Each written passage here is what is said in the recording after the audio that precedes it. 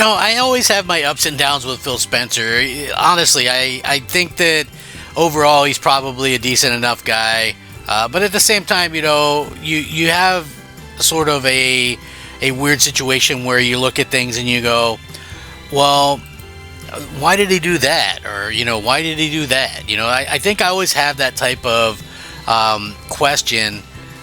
And, and I asked the question, and honestly, you look at it and you go, okay, well, I know a lot of people are like Phil Spencer apologists or fans or whatever.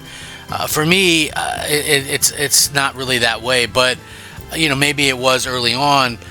But when you look at things, though, and you look at like the last 10 years that Phil, he's been in charge of Xbox or whatever, and you're just kind of looking at how things have gone for Xbox, and it hasn't really gone well, in my opinion. You know what I mean? I mean, he took over Xbox, and Xbox was in second place at that time. Believe it or not, Xbox One beat out like the Wii U pretty handedly, to be honest. And then you had certain situations where obviously now Xbox is just completely getting kind of demolished on pretty much all the fronts, and that's super unfortunate. At the end of the day. So hopefully, things can change before too long. I still have faith in the Xbox,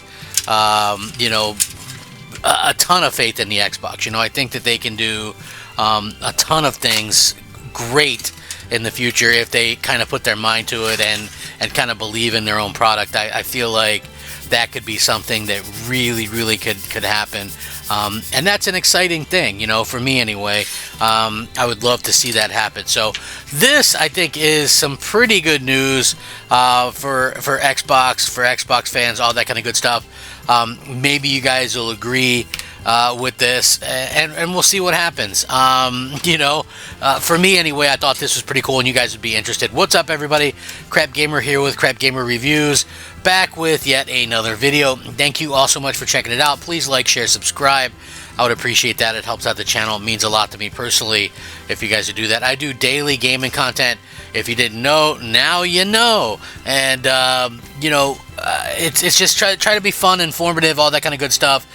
Really important that you guys like the videos and share them out. Believe it or not, that's pretty much how you get stuff seen on this platform. So with that being said, let's go ahead and get into it. So Phil Spencer was talking about kind of the own IPs. Like Xbox owns a ton of IPs, Activision, all that kind of stuff, Blizzard, their own stuff, Rare's catalog.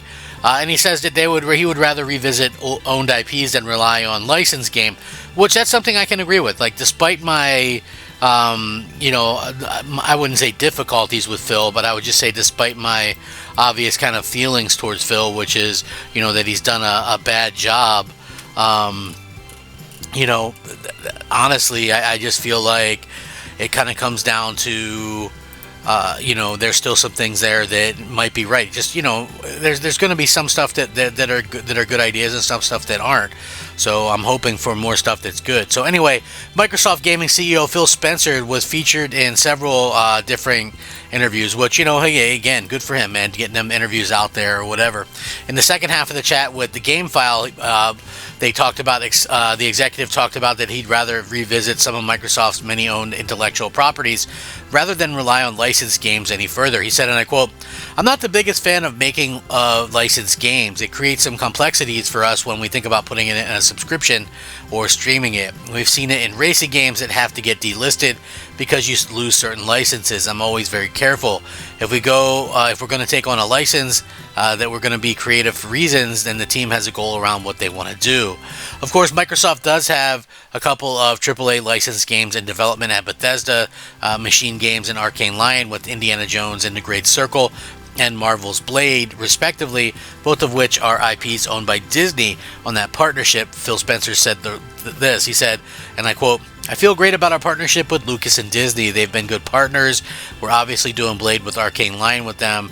I was just out there visiting with that team. I think what you see in Indiana Jones is a team that really loves Indiana Jones in that world. The story is, to me, one of the strongest parts of that game. The way you feel like you're Indiana Jones from a first-person perspective. So it's clear they're doing something they wanted to do, but for us, given that the intellectual property that we have, that we own, I'm a big fan of us using the IP that we have even if we have to revisit it. So obviously it's not hard to understand why Phil would feel that way. Disney isn't known for licensing its prized IPs cheaply. Moreover, Microsoft really does have access to a boatload of unused IP, from Rare's beloved Conquer and Banjo-Kazooie to Killer Instinct, and all the IP from the latest acquisitions. Spencer is also known for wearing t-shirts for some of these classic franchises, like Hexing or more recently StarCraft, during the Xbox TGS 2024 broadcast. This gets fans excited about the prospect of some IP. Phil does play some of y'all like a clown, though, with all that stuff. Oh my God, Phil's wearing a shirt. We're definitely going to get that game now. You know what I mean? Like, all that kind of stuff is kind of weird when you think about it. But, again, I do think that it's smart, because what he's talking about, which is basically, when it comes to a first-party standpoint, they put their first-party stuff in, and so you obviously want to leave it there. They leave the first-party stuff there. So, with that being said, you have to take out some of the stuff, and that would lead to them taking out first-party stuff if that were the case. So again, that's like a weird situation to kind of find yourself in, and at the end of the day, that's something that they have to kind of think about kind of going forward, is hey, are we going to put our first-party stuff in Game Pass? And if we do, whatever. The other interesting thing is, because they hype up the whole streaming thing a lot, is, are they actually going to, is that something that they have to worry about with streaming as well? It could be really a weird situation, but again, anything can happen with this stuff. Microsoft, they know what they're doing. They are the ones, obviously, that kind of has an idea that, hey, this is what we want to do. This is what it kind of comes down to as as a publisher or a platform holder or whatever.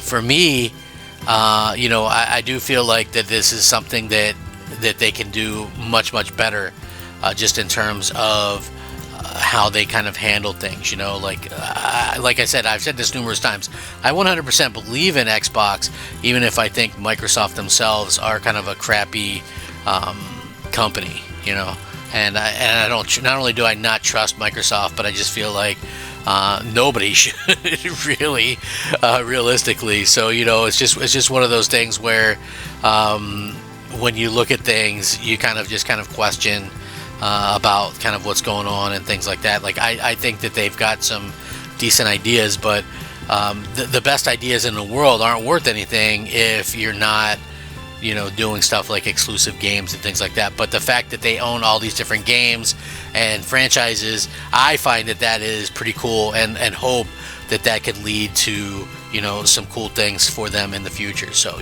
like I said, we'll see what happens.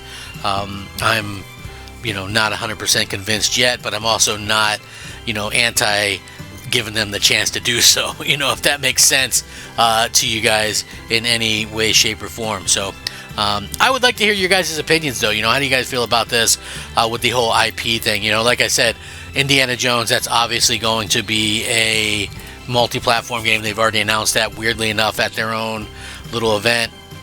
And, again, so they announced that at the event, or whatever the case may be, and then and then they basically kind of have this weird situation where gamers are kind of looking at them and kind of shaking their heads a little bit, saying, hey, we could definitely use some exclusives over here on the Xbox side.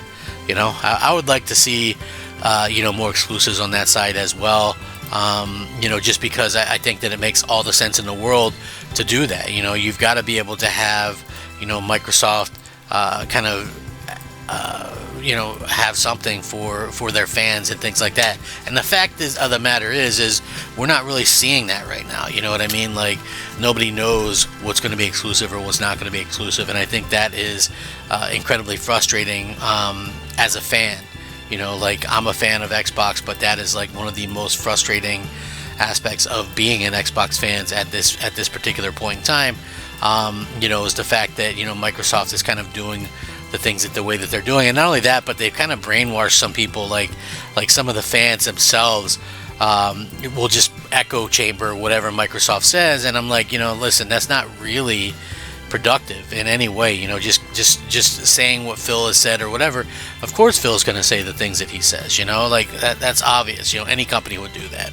But anyway, let me know what you guys think. Do you want to see more IP come back like Banjo, or do you like the licensing stuff, which almost certainly will be multi-platform?